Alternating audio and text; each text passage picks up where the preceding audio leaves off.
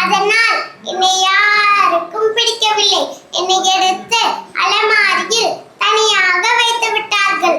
நாளுக்கு நாள் என் மேல் மிகவும் தூசி படிந்தது. அப்பொழுது நான் வெட்கப்பட்டேன். பிறகுதான் யோசித்தேன், யாராவது எனக்கு இன்னொரு வாய்ப்பு கொடுக்க மாட்டார்களா என்று. ஒரு நாள் மதிய வேளை எங்கள் வீட்டு தோட்டக்காரர் உள்ளே வந்தார். அவர் என்னை பார்த்து சிரித்துக் கொண்டே, எனக்கு தேவையானது நீதான் என்றார். அவர் என்னை எடுத்து சென்று மண்ணை நிரப்பி ஒரு சிறிய விதையை விதைத்தார். பிறகு வெளிப்படும் இடத்திலும் என்னை வைத்தார். அடுத்தது என்ன நடந்தது தெரியுமா?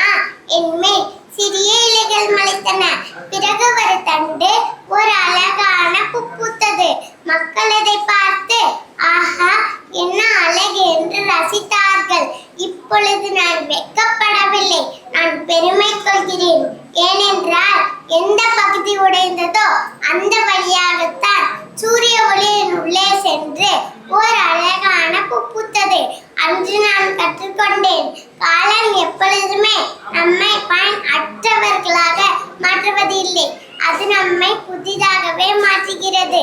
சில நேரங்களில் நாம் மனம் உடைந்து எண்ணும் எண்ணங்களே ஒரு புதிய வாழ்க்கை தொடங்கும் இடமாக நம்மை மாற்றுகிறது. நன்றி, வணக்கம்.